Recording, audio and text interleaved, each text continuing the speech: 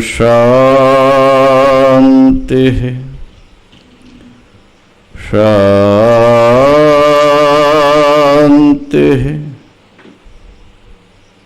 शांति।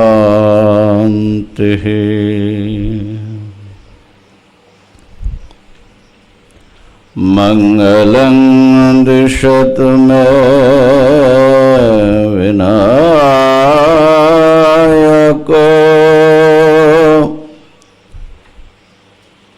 मंगलं दिशतु मे सरस्वती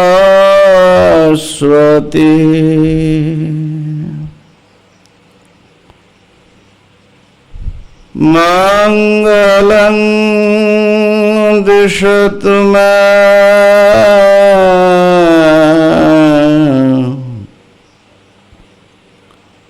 महेश्वरी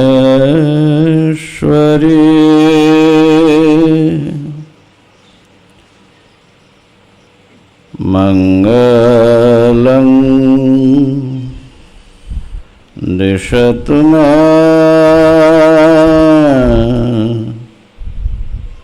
सदा शिव।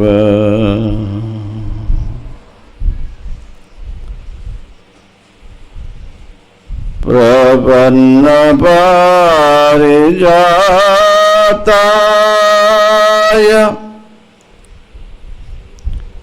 तोत्र वेत्रैकपाणये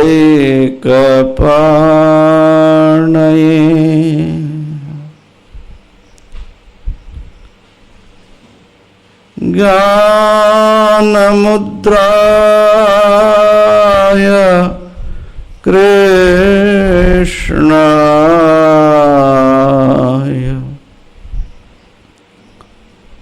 गीतामृत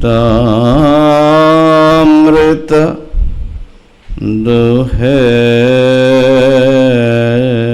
नमः। श्रुतिस्मृतिपुराणानाम् आलयं करुणालयं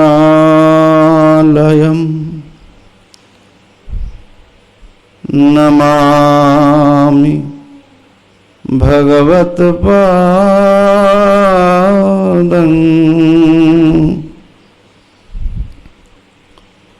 शंकरं लोकशंकरं।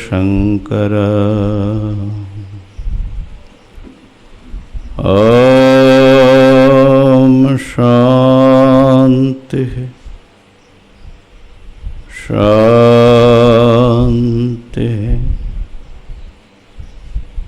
शांति।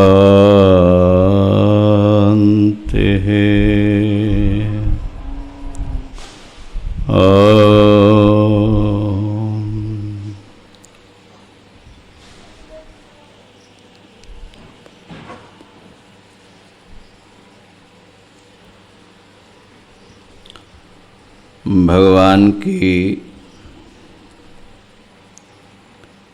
बड़ी अनुकंपा है कि हम लोग श्रीमद् भगवद गीता का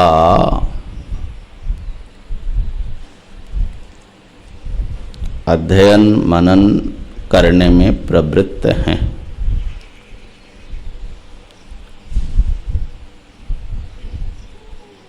और भगवान श्री कृष्ण ने स्वयं ही कहा कि जो मेरे इस गीता को माने मेरे इस उपदेश को तुम्हारे हमारे बीच जो संवाद है इसका श्रवण करता है श्रद्धापूर्वक, उसके बहुत सारे पाप धुल जाते हैं और जो इसका अर्थ समझता है उसका क्या कहना। और जो इसका अध्ययन करता है वो तो ज्ञान यज्ञ के द्वारा मेरी पूजा करता है। ज्ञान यज्ञेन तेनाहम इष्टः स्याम इति मैं मति। वो ज्ञान रूप यज्ञ के द्वारा मुझे प्रीत करता है, प्रिय माने मुझे संतुष्ट करता है। इष्टस्याम, उसके द्वारा मैं पूजित होता हूँ, ऐसा मुझे मेरा निश्चय है। तो इसलिए जब जब आप गीता का अध्ययन करते हैं तो आप समझ लेना कि भगवान श्री कृष्ण बड़े प्रसन्न हो रहे हैं। और जो बोलते हैं उनके लिए तो भगवान बहुत कुछ बताया 18वें अध्याय में। तो ये गीता जी असल में मानवात्मा की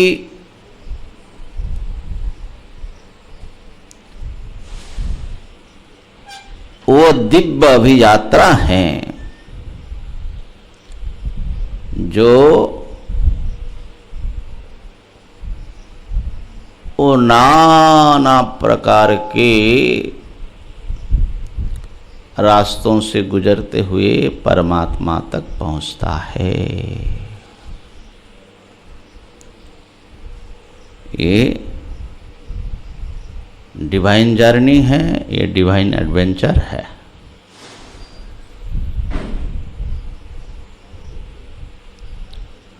सूत्र, हाँ सूत्र उच्चारण कराएंगे, अभी सूत्रों का उच्चारण अभी करेंगे।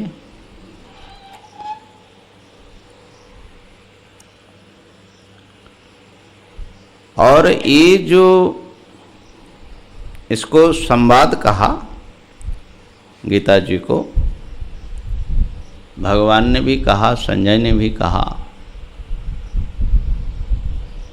दिव्यम संवादम आवयो हो। ये जो हमारे बीच में दिव्य संवाद हुआ,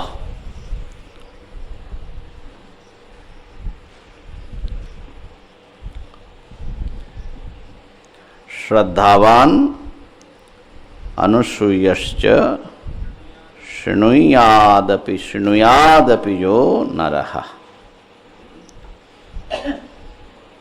सोपि मुक्त शुभालोकान् प्राप्नुयात् पुण्यकर्मणम्। हाँ, धर्म्यम संवादम अध्यक्ष्यते चज इमं धर्म्यम संवादम आवयो। और संजय ने भी कहा कि ये जो अद्भुत संवाद हमने सुना, जो साक्षात योग हैं, तो इस प्रकार से ये जो संवाद हैं, शुरू तो होता है अर्जुन के विषाद से, उसके समर्पण और जिज्ञासा से।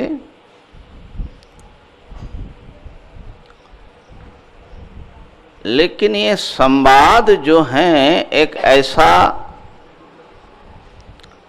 जीवंत वार्तालाप हैं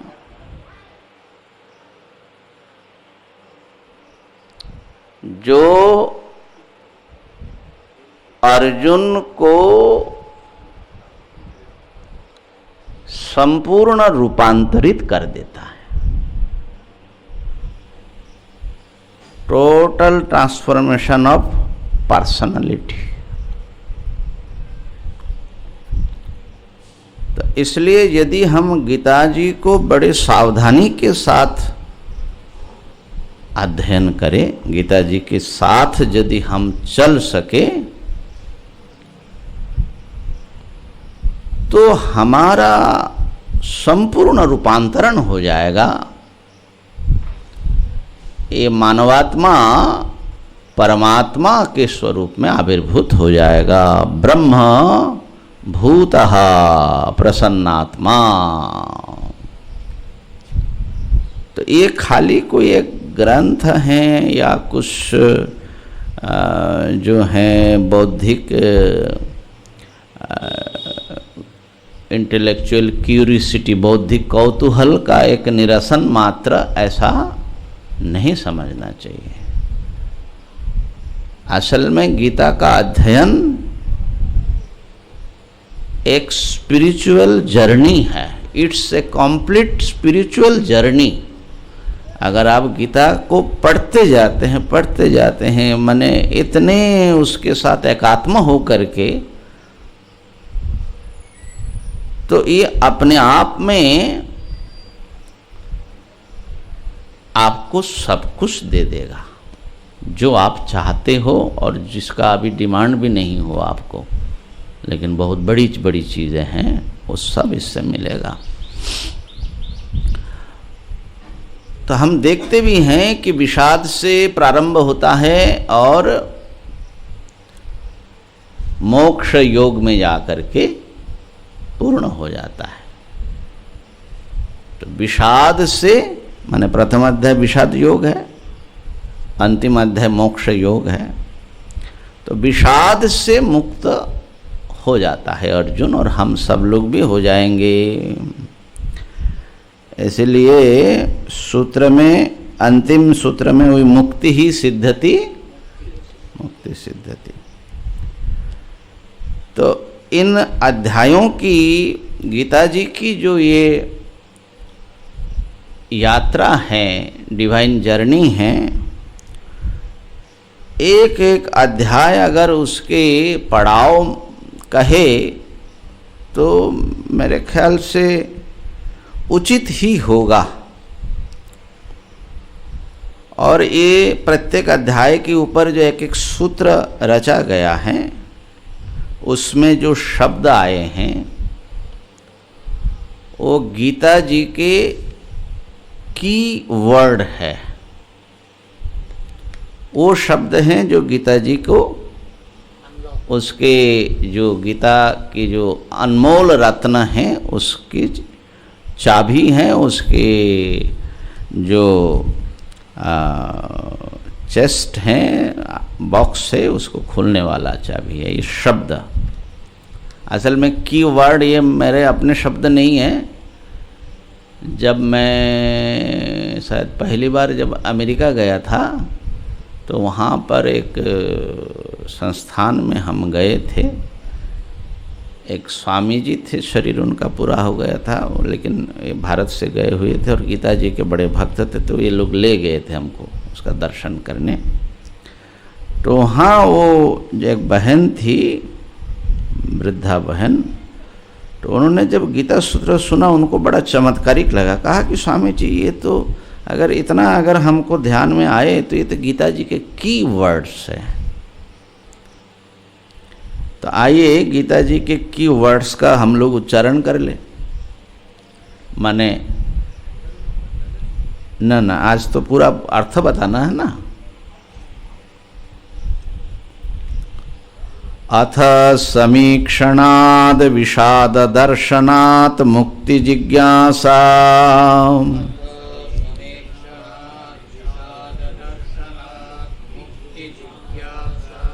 आत्मज्ञानात् सा तदधिकारार्थं कर्मयोगः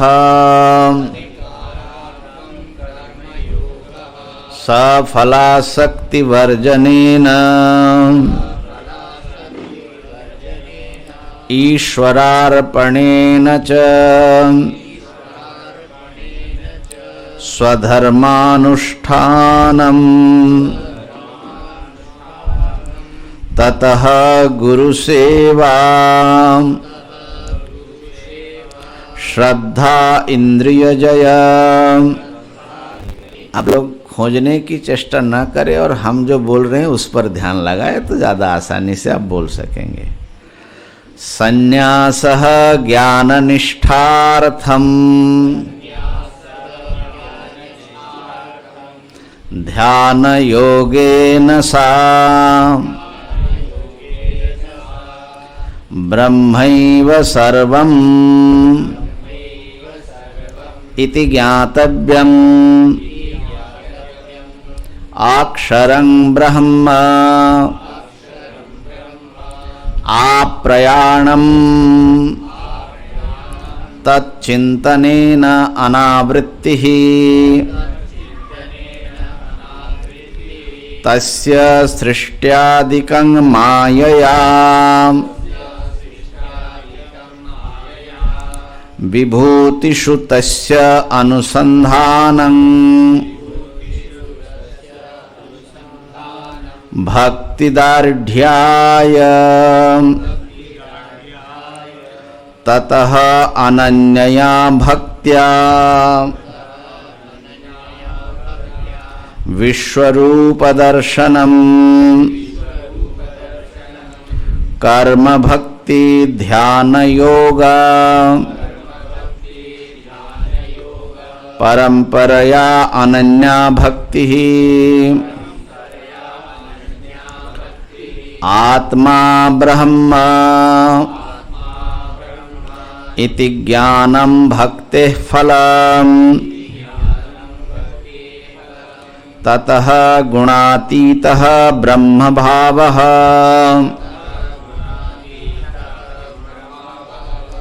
स उत्तमः क्षराक्षरातीतत्वात् तदर्थं दैवी संपद आदेया आसुरी च हेया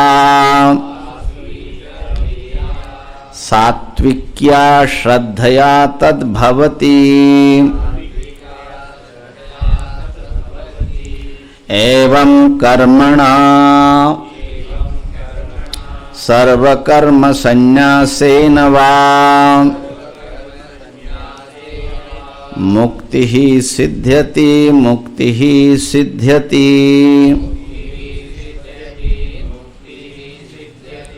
इति तो यहाँ पर ये 18 सूत्र हैं और इन सूत्रों का भी और जैसे गीता जी का हम लोग 3 भाग में विभक्त करके समझते हैं। समझने की एक व्याख्यान परंपरा है। आप लोग जानते हैं प्रथम 6 अध्याय को कर्मषट का, दूसरे 6 अध्याय 7 से लेकर 12 तक भक्ति षट का,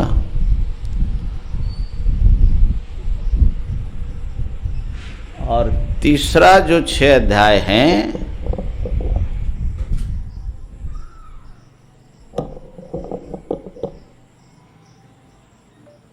वो ज्ञान षटक के नाम से प्रसिद्ध हैं। इसको यूं समझे कि प्रथम 6 अध्याय में कर्म की प्रधानता से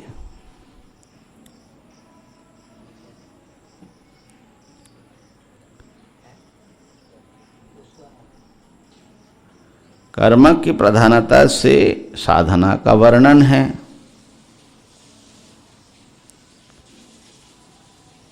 दूसरे 6 अध्याय में भक्ति की प्रधानता मानी गई है, तो सब में सब, और तीसरे में ज्ञान की प्रधानता मानी जाती है।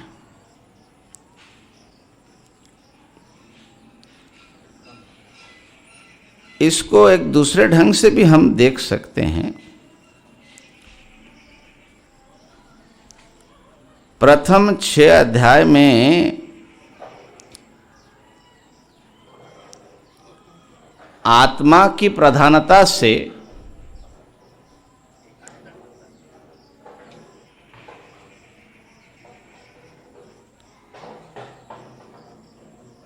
वर्णन आता है।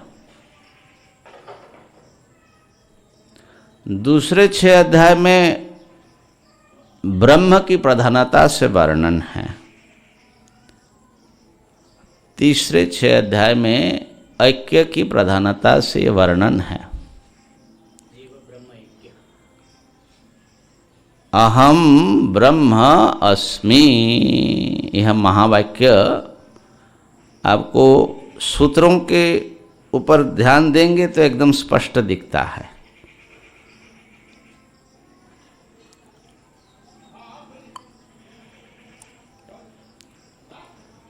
अथवा तत्वमसि ले लीजिए, माने पहले त्वम पदार्थ प्रधान, फिर तत्पदार्थ प्रधान, फिर ऐक्य प्रधान।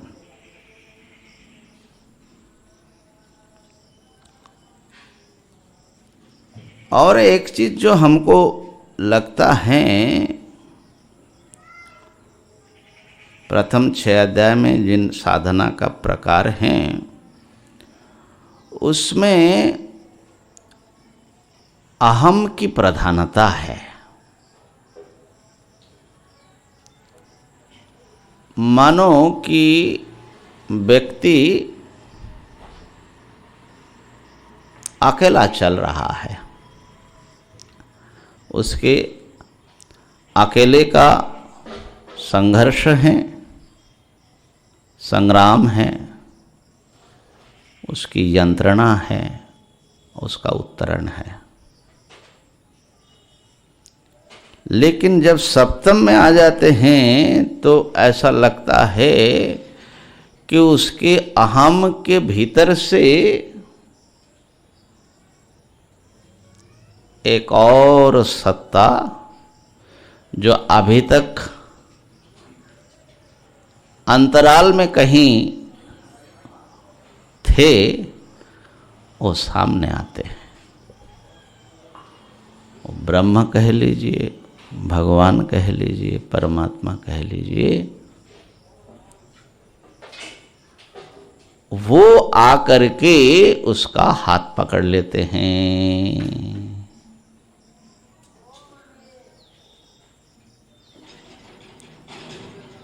तो ये जो साधना है उस स्तर से जब ईश्वरीय चेतना से, ईश्वरीय सत्ता के आविर्भाव से, प्रेजेंस से व्यक्ति चेतना खिल उठता है सब प्रकार से।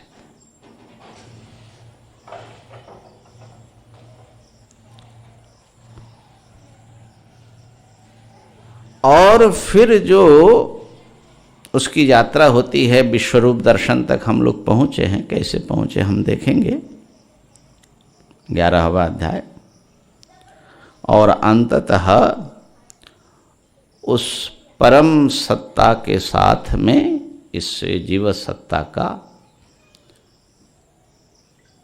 ऐक्य संपादित होता है और उस ऐक्यानुभूति का ये जीवन होता है।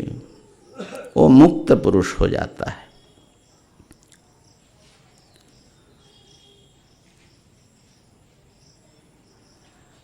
तो सूत्रों के प्रथम 6 अध्याय में जो सूत्र है, 6 सूत्र, उसको देखे। अर्जुन ने समीक्षा की और उनको विषाद का बड़ा तीव्र अनुभव हुआ। अतः समीक्षणात् विषाद दर्शनात् मुक्ति जिज्ञासा। और उस विषाद से बाहर कैसे निकले, उसका उपाय क्या है? ऐसी छटपटाहट, ऐसी वेदना और ऐसे वेदना से प्रेरित एक जिज्ञासा उन्होंने भगवान श्री कृष्ण के सामने, गुरु के सामने रखा। अच्छा, अर्जुन की जो जिज्ञासा है वो तो द्वितीय अध्याय में जाकर के स्पष्ट होता है। यत् श्रेयस्यान्निश्चितं ब्रूहि तन्मे शिष्यस्तेहं शाधि मां त्वां प्रपन्नं पृच्छामि त्वां धर्म सम्मूढ़ चेता। और मुझे ऐसा कोई उपाय नहीं दिखाई पड़ रहा है जिससे मैं नहीं प्रपश्यामि मम अपनुद्याद यच्छोकमुच्छोषणम इंद्रियाणम। ये जो तीव्र शोक है इससे मैं पार हो जाऊं।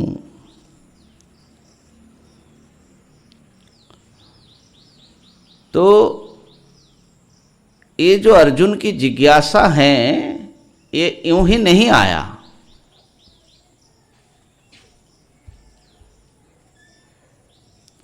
ये जिज्ञासा के लिए अर्जुन एक प्रकार से मजबूर हुआ।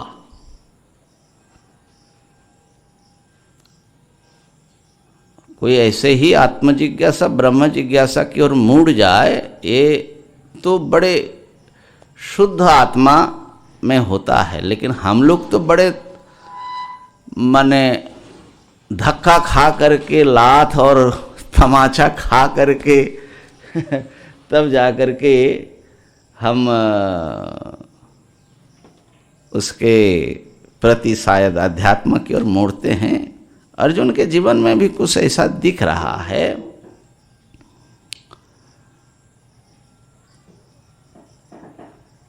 और इस जो विषाद है ये देखिए कैसा विषाद है, और उसको अपने साथ मिलाइए, क्योंकि जब तक हम स्वयं को अर्जुन की स्थिति में नहीं पाएंगे और अर्जुन का प्रश्न जब तक हमारा प्रश्न नहीं बनेगा तब तक हम असल में गीता जी के अर्थ को नहीं समझ पाएंगे, हमारी जर्नी शुरू नहीं होगी। तो इसलिए अर्जुन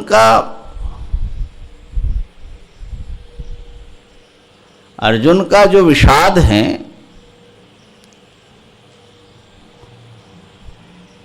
अर्जुन का जो शोक है वो क्यों है? तो एक आश्चर्य की बात देखिए, इसी युद्ध के लिए अर्जुन लगभग उसके युद्ध से पहले के जो पूरा जीवन है इस युद्ध की तैयारी में जाता है। 12 साल के वनवास में जब ये लोग गए तो अर्जुन चले गए शस्त्र विद्या सीखने के लिए, भगवान शिव जी की आराधना की और स्वर्ग आदि में जाकर के देवास्त्र को भी प्राप्त किया।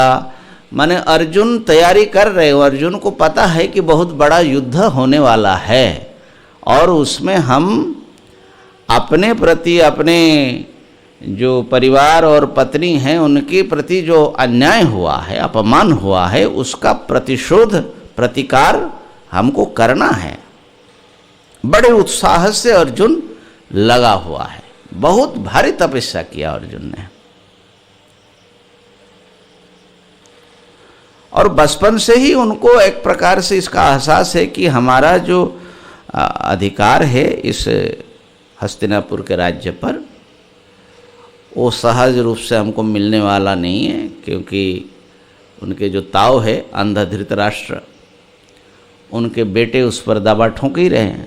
तो इसलिए उनके प्रति अन्याय होना है, ये सब उसी समय से ही वो इस ढंग से गुरु के पास शस्त्र विद्या सीख रहे हैं।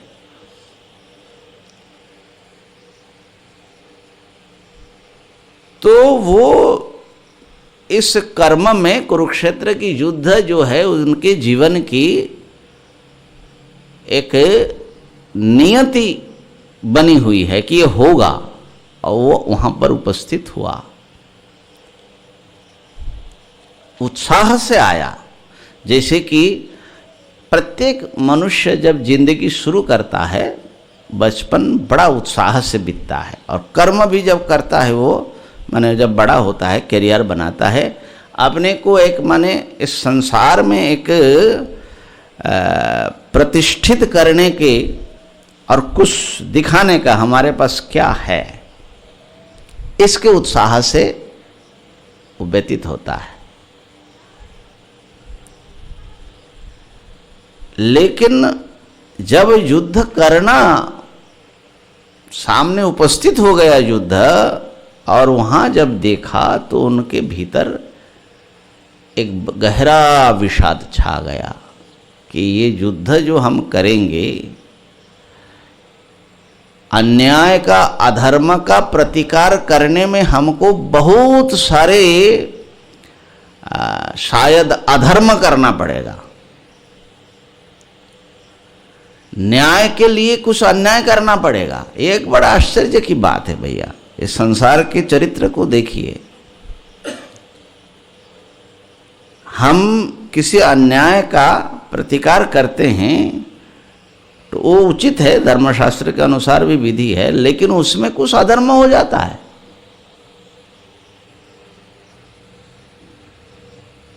सुनते हैं कि भगवान राम ने जब रावण को मारा तो उसके बाद आकर के जब वापस आए तो रावण वध का प्रायश्चित्त किया।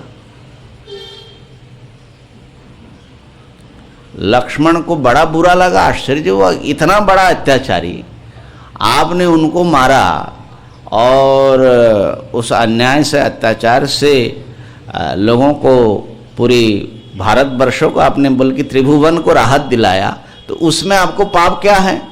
उसका प्रायश्चित्त क्यों कर रहे हैं? और काशी जी में जो रामेश्वर है ना, हमारे आश्रम के पास में रामेश्वर कुंड और रामेश्वर स्थापित हुआ, वही तो ब्रह्म हत्या के पाप का प्रायश्चित्त किया। आश्चर्य की बात है। राम ने समझाया कि देखो ठीक है, वो तो हमारा कर्तव्य था, हमने किया, उन्होंने अन्याय किया, लेकिन रावण के बहुत सारे अच्छाई भी था। बल्कि कुछ रामायण तो ऐसा है कि जो रामेश्वर, माने वहाँ पर दक्षिण भारत में सेतुबंध में जो रामेश्वर है, ये रामेश्वर तो हम काशी वाली बात कहा, लेकिन सेतुबंध में जो रामेश्वर है उसकी स्थापना में उनको कोई पंडित ही नहीं मिला, तो रावण को ही ला करके स्थापना करनी पड़ी, ऐसी कथा आती है। और रावण ने पूछा भी किसके लिए स्थापित कर रहे, बोले रावण वध के लिए है ना। तो ये सब कथाएं बड़ी अद्भुत कथा है। भारतवर्ष की जो नीति बोध है, धर्म का, धर्म चेतना है, जीवन के प्रति जो एक अद्भुत दृष्टि है, ये सब प्रकट होता है। तो हम जो कहना चाह रहे थे, भगवान श्री राम ने कहा कि देखो रावण ने बहुत लोगों के साथ बहुत कुछ गलत किया, इसमें कोई संदेह नहीं है, पूरी दुनिया उससे त्रस्त था, लेकिन उसने राक्षसों के लिए बहुत कुछ किया। श्रीलंका की उन्नति के लिए बहुत कुछ किया, लंका का स्वर्ण मंडित बना दिया, और राक्षसी सभ्यता माने उस सिविलाइजेशन को उन्होंने परचम फहराया। तो इनके लिए तो उन्होंने बहुत अच्छा काम किया। और रावण बहुत बड़े भक्त भी थे, बड़े भगवत, शिव जी के तो बहुत बड़े भक्त थे, तो प्रसिद्ध ही है। और बोलते हैं कि रावण बहुत बड़े पंडित थे महाराज, वेद वेदांग ये सब तो जानते ही थे, व्याकरण के भी बहुत बड़े आचार्य रहे। रावण का क्या ग्रंथ अभी भी मैंने नाम तो उनके स्मरण में आता है, रावण रचित। तो उस व्यक्ति में बहुत कुछ अच्छाई था। कैसा वीर था, कैसा बल था, कैसा कौशल था, कैसी भक्ति थी। भक्ति भी ऐसा कि बोलते कि एक एक सर काट करके मैंने भगवान को सौंप दे रहा है महाराज। तो उस व्यक्ति को हमको वध करना पड़ा, तो उसमें जो अच्छाई थी उस अच्छाई को भी तो समाप्त किया हमने। जैसे बुराई को हमने समाप्त किया, लेकिन बहुत कुछ अच्छाई को भी समाप्त करना पड़ा। आश्चर्य लगेगा सुन करके, लेकिन गीता जी इस बात को समर्थन करती है, सर्वारंभा हि दोषेण धूमेनाग्निरिवावृता। कितना भी अच्छा कर्म हो, सभी आरंभ माने कर्म, आरभ्यते इति आरंभ, दोषेण आवृता। जैसे कि अग्नि जलाओगे तो धुआं होगा ही, ऐसे ही कर्म करोगे तो कुछ गलत हो ही जाएगा। तो भगवान राम कैसा अद्भुत व्यक्ति है भैया, जिसने इतना कष्ट दिया जिस रावण ने, उस रावण में भी अच्छाई को पहचानने की, उनकी जो शुभ है उनके भीतर, उसको एक्सेप्ट करने की कितनी उदारता चाहिए।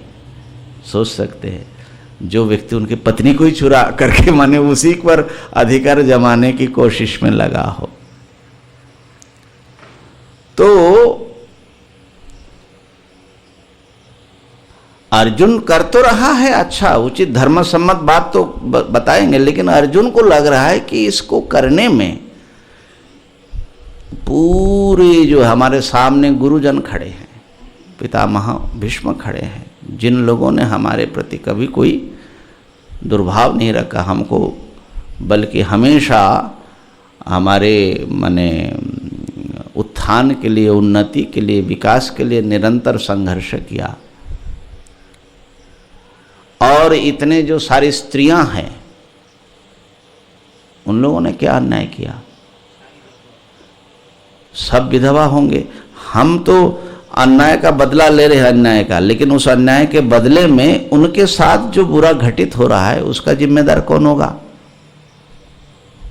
सोचने की चीज है। माने इतनी सूक्ष्म अंतर विवेक से अर्जुन ने वहां सोचा और देखा कि नहीं, इतने सब लोगों को मार करके कौन सा अच्छाई को हम प्राप्त करेंगे। तो इसलिए उनको बड़ा विषाद हुआ। लेकिन समस्या ये है कि तो इसको छोड़ करके तू भाग जा। देखिए व्यक्ति क्राइसिस में कैसे फंसता है। आगे बढ़ने से तो बहुत कुछ अन्याय होगा, बहुत कुछ ध्वंस होगा, तो चले जाए वापस। तो क्या न्याय होगा? धर्म होगा? अत्याचारियों के हाथ में पूरी सभ्यता सौंप करके तुम चले जाते हो, तुम्हारा जो ये सारा पक्ष खड़ा है उनका क्या होगा? अर्जुन तो सेनापति है जिनके ऊपर मुख्य जिम्मेदारी है पांडव पक्ष की ओर से। अर्जुन हट जाएगा तो क्या युद्ध रुक जाएगा? और युद्ध भी रुक जाएगा तो क्या अच्छा होगा? नहीं, बल्कि युद्ध करना उनके लिए ज़्यादा उचित था। ये तो पूरी गीता जी के सुनने के बाद जो है, किसी भी प्रकार से अर्जुन वहाँ से भाग नहीं सकता है। भागना जो है सबसे बड़ा अनैतिक कर्म होगा, अधर्म होगा। अब देखिए क्या करे भाई। और दूसरी जो बात है जिसमें ज़्यादा समस्या ये है कि अर्जुन को ये जो युद्ध के लिए उसने जो तैयारी की है, जीवन युद्ध के लिए, वो एक गहरे अज्ञान से आच्छन्न हो करके अभी तक जी रहा है। उनको जीवन के वास्तविक लक्ष्य का बोध ही नहीं है कि ये जिंदगी किस लिए हमारे जीवन है ना। तो जो पर्पस ऑफ लाइफ है उसके बारे में वो सजग नहीं है। उस लक्ष्य की प्राप्ति के लिए क्या कर्तव्य हैं वो उसके बारे में उसकी जागरूकता नहीं है। इसलिए पूछ रहा है जत श्रेयस स्यात्।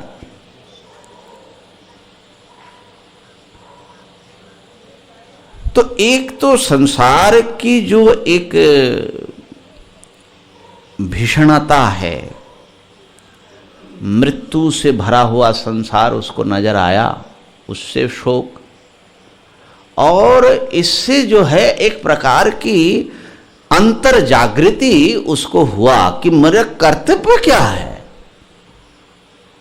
क्राइसिस की यही जो विषाद है, क्राइसिस है, इसके ये स्पिरिचुअल वैल्यू है।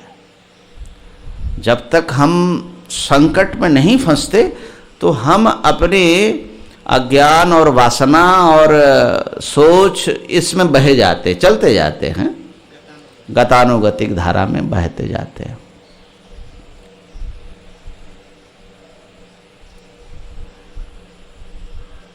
देखिए, शोक जो है, अर्जुन का शोक, सब मारे जाएंगे, और परीक्षित का शोक है कि मैं मर जाऊंगा। मृत्यु तो शोक लाता ही है, और संसार के चरित्र को देख करके इधर भी इतना सब अन्याय घटित हो रहा है, इसमें भी अन्याय घटित हो जाएगा। माने अब करे क्या बताइए। हम युद्ध किया, हमने युद्ध किया, इतने लाखों करोड़ों लोगों को, स्त्रियों को जो हमने रुलाया, कष्ट दिया, परिवार को विनाश किया, उसका कोई जिम्मेदारी हमारी नहीं होगी। ऐसा कर्म हम करते, किया भी अर्जुन ने। तो जो हम लोग जी रहे हैं, हम जो कर रहे हैं, क्या वो सही कर रहे हैं? क्या वो हमारी आत्मा पूरी तरह उससे संतुष्ट है, समर्थन है? पता ही नहीं हम लोगों को, ऐसे चल रहे। और एक बात देखिए, जहाँ सनत कुमार जी के पास नारद जाकर के कहते कि सोहम भगवत शोचामि, उनको तो ऐसे कोई क्राइसिस में पड़ा नहीं है, उनका जीवन बड़ा अच्छा चल रहा है, लेकिन फिर भी वो शोकमग्न है। क्यों? असंतुष्ट है अपने आप से। क्योंकि हमें पता ही नहीं है, गहरे अज्ञान में हम जी रहे हैं, और किस लिए हम आए हैं, क्या करना है, मेरा परिचय क्या है, इसका कुछ भी बोध नहीं है। तो देखिए, एक हम लोग जो जीते हैं ना, हम ये कहना चाह रहे थे कि हम गहरी नींद में जी रहे हैं, एक मोह नहीं, सम्मोह में जी रहे हैं। हाँ, असम्मूढ़ समर्थेषु सर्व पापै प्रमुच्यते बुद्धिर्ज्ञानम असम्मोह। असम्मोह होना बहुत बड़ी बात है। सम्मोह में हम जीते हैं। सम्मोह क्या है, इसको भी महसूस करना। थोड़ा सा नींद पतला न होना तो पता नहीं लगता है कि हम नींद में हैं, है ना। तो अज्ञान की जो एक पीड़ा है वो उसको महसूस ही नहीं होगा जो अज्ञान इतना गाढ़ा रहेगा। तो जब आपको इसकी पीड़ा महसूस होती है। असम्मोह, सम्मोह क्या है? यही सम्मोह है कि इस देह को अपना सब कुछ मान करके हम जी रहे हैं, और हम अपनी वासना की पूर्ति के लिए कर्म कर रहे हैं, चाहे अपनी महत्वाकांक्षा हो, चाहे अपनी इंद्रियों के सुख हो। और हमारा जो अपने बारे में और संसार के बारे में जो ज्ञान है वो तो तमस से आवृत है, कुछ भी ठीक से नहीं पता लगता है। हम जिनको अपना मान रहे हैं, अपना मान करके जी रहे हैं, न उनकी भी सच्चाई का पता है, न अपना सच्चाई का पता है। तो हम लोग कैसा जी रहे हैं, माने कितने गहरी नींद में। अनित्य में नित्यता का भ्रम, अनात्मा में आत्मा का भ्रम, अशुचि में शुचिता का भ्रम, और जो दुख देने वाला, बांधने वाला है, उसमें सुख बुद्धि। और सब छोड़ करके जब जाना होता है तब पता लगता है कि भाई हाथ में तो कुछ रहा नहीं, खाली चले जा रहे हैं। जिनको अपना मान करके, सब कुछ मान करके सारा जीवन लुटा दिया, अब पता लग रहा है कि ये क्या हुआ। कल एक बहन सुना रही थी सत्संगी कि उनके एक कॉलीग हैं प्रोफेसर, तो बड़ी अच्छी माने इकोनॉमिक्स की और बड़े ढंग से उन्होंने पढ़ाया, कॉलेज में काम किया, रिटायर्ड हो गई। तो उन्होंने फ़ोन करके बताया कि देखो हम तो बड़े क्राइसिस में हैं, हम तो ऐसा सोचे थे कि हम रिटायर्ड हो गए हैं तो पति पत्नी दोनों कमाते थे, पैसे की कोई समस्या नहीं है, अब रिटायरमेंट में हम लोग घूमेंगे और जीवन का आनंद लेंगे, पढ़ेंगे, नाना प्रकार की चीज़ें। इकोनॉमी में उनका बहुत ज़्यादा रुचि है। बोले एकाएक पति चला गया। अब मेरा ये हो गया कि मुझे अपना सब्जेक्ट पढ़ने में भी अच्छा नहीं लगता,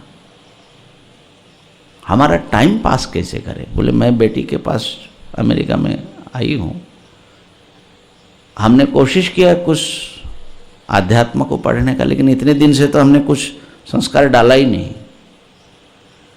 तो अब हमारे लिए जो कुछ हमने सोचा था, जैसा सोचा था, वो सब एक माने इंसिडेंट से वॉश्ड आउट हो गया।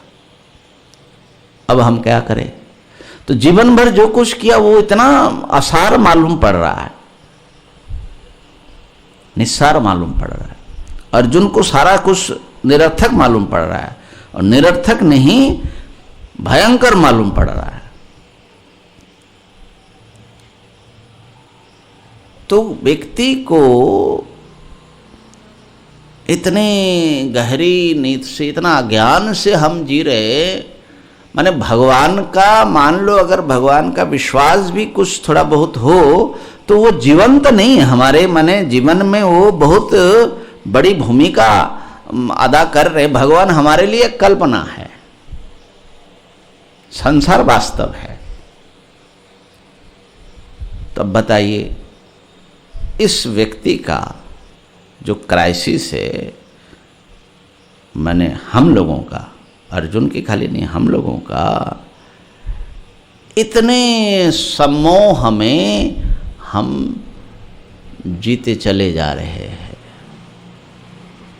जीवन क्यों मिला, किसने दिया, वो क्या हमारे से क्या चाहते हैं, मेरा जीवन किस लिए है। कस्मै देवाय हविषा विधेम, किस देवता के लिए मेरा जीवन, मेरा सारा कर्म नैवेद्य के रूप में अर्पित हो। किसकी पूजा करूं मैं अपनी जिंदगी से, अपना जिंदगी मैं किसको दूं।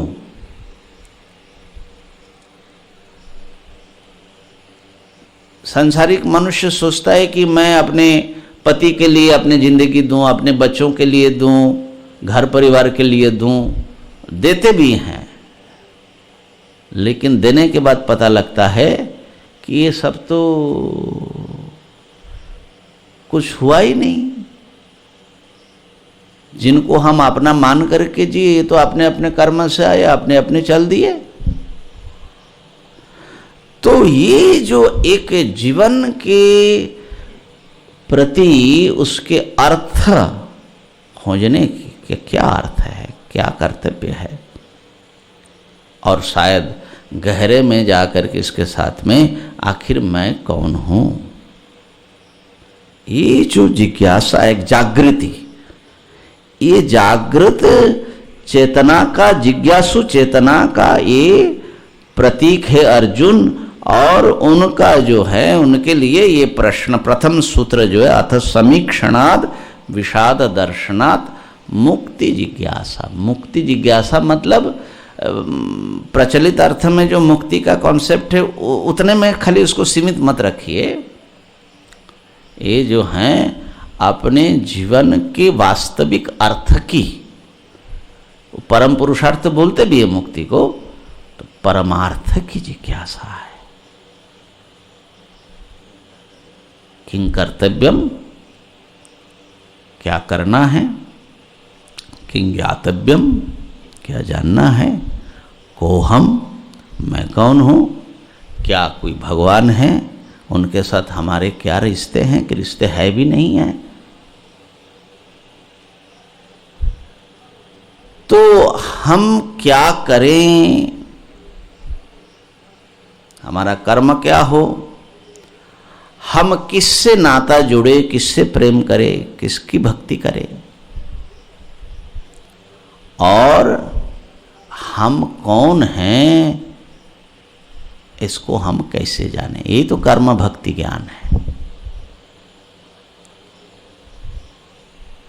तो ये जो गहरी नींद से एक जगने की प्रक्रिया शुरू हुई अर्जुन के जीवन में, ये हम लोगों के जीवन में भी अगर ऐसा हो जाए तो कितना अच्छा है। जैसे लोग जो जी रहे ना, लोगों के क्या कहना, हम लोग जो जी रहे, हम नींद में जी रहे। एक रोग होता है जो 1 घंटा हो गया क्या है?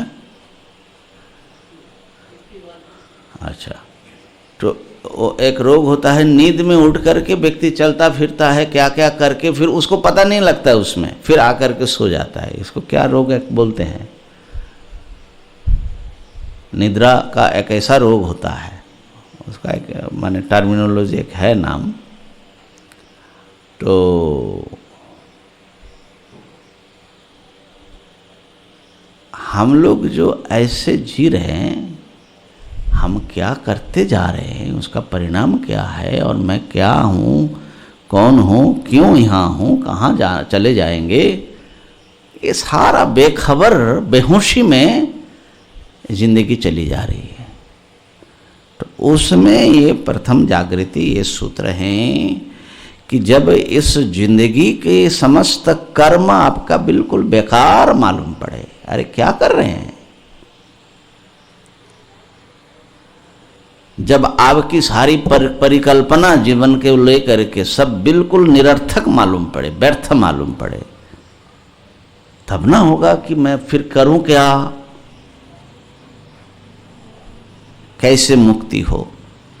दूसरे सूत्र में बताया गीता जी का जो मुख्य और उपनिषद का भी, आत्मज्ञानात् सा, वो जो तुम जिसको ढूंढ रहे हो अपने जीवन को सार्थक बनाने के लिए, जिस मुक्ति की बात करते हो, वो आत्मज्ञान से ही होगा। ये आत्मज्ञान जो हैं, ये खाली देह व्यतिरिक्त आत्मा है और वो नित्य है, इतना नहीं है। ये आत्मा जो है परमात्मा तो है ही है, माने निरुपाधिक, वो जगदात्मा भी है, सबके साथ एक है, और वो ब्रह्म से, ईश्वर से अभिन्न है। माने उस आत्म सत्ता का, जिसको हम लोगों ने विवेक चूड़ामणि में देखा, स्वस्वरूप अनुसंधान जो है वो, इसलिए द्वितीय अध्याय में ऐसा ब्राह्मण स्थिति पार्थ करके ब्रह्म में ले जाकर के उपसंहार करते हैं। शुरू होती है आत्मा से, लेकिन आत्मा जो ब्रह्म रूप है, सर्वरूप है, तुम्हारा स्वरूप ही इतना महान है कि उसमें किसी प्रकार कोई अपूर्णता, कोई विषाद, कोई कमी, कोई अभाव, कोई रिक्तता नहीं है।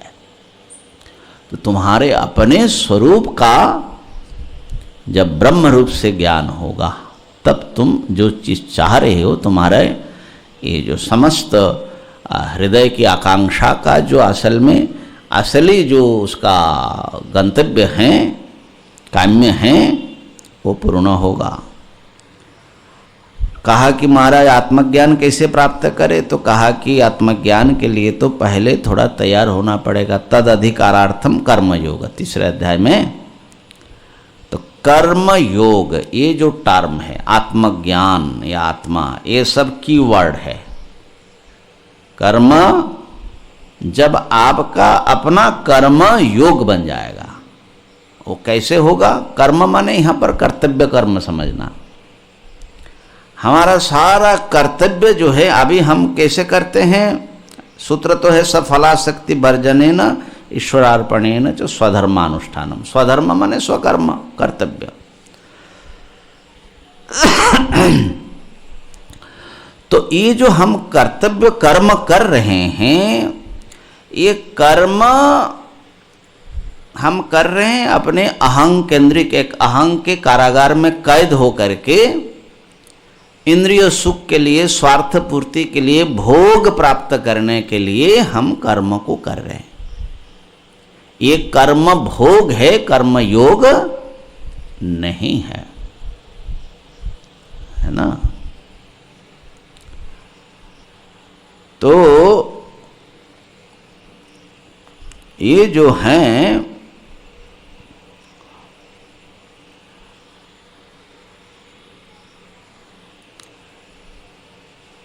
इसलिए कहा कि कर्म योग का पहला शर्त यह है फलासक्ति वर्जनेन।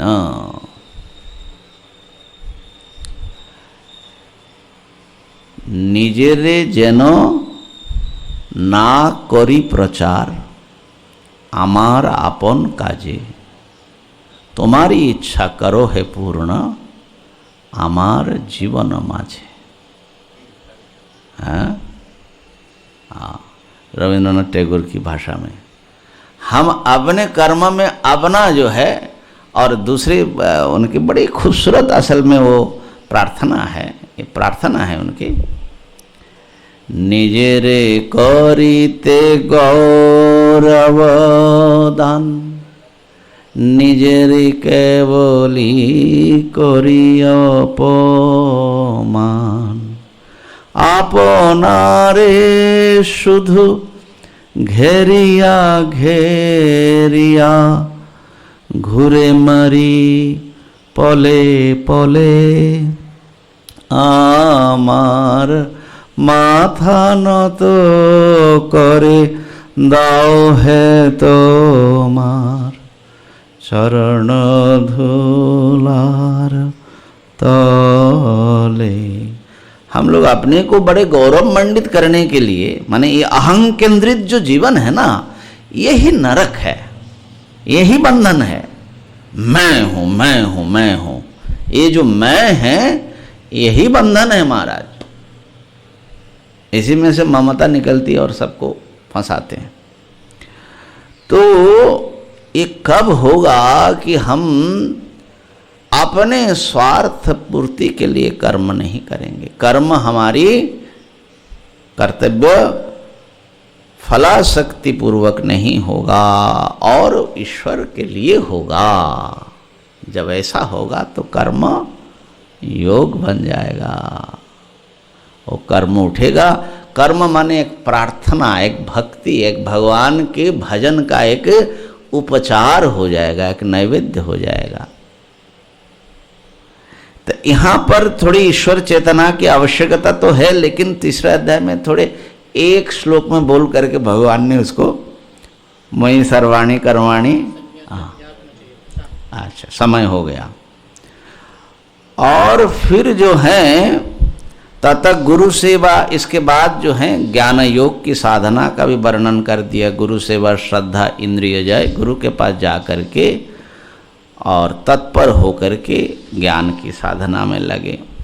उसके लिए पंचम अध्याय में बताया कि संन्यास कर्तव्य करना जैसा आवश्यक है, और एक समय समस्त कर्तव्य छोड़ करके केवल परमात्मा चिंतन में लगना वो भी आवश्यक है। संन्यास ज्ञान निष्ठार्थम।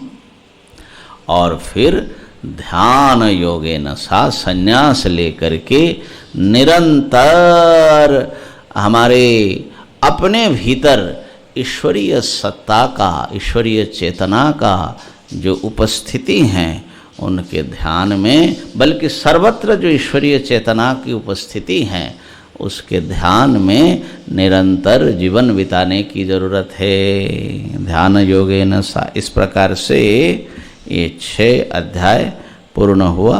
कल बाकी जो द्वितीय षटक हैं जिसमें हमारा प्रकृत अध्याय आएगा, एकादश अध्याय, उसको पूरा करेंगे। ओम पूर्णमदः पूर्णमिदं पूर्णात् पूर्णमुदच्यते पूर्णस्य पूर्णमादाय पूर्णमेवावशिष्यते। ओम ओम शांति शांति शांति। शंकरं शंकराचार्यं केशवं बादरायणं सूत्रभाष्यकृतौ वंदे भगवन्तौ पुनः पुनः। ईश्वरो गुरुरात्मेति मूर्तिभेद विभागिने व्योमवद्व्याप्तदेहाय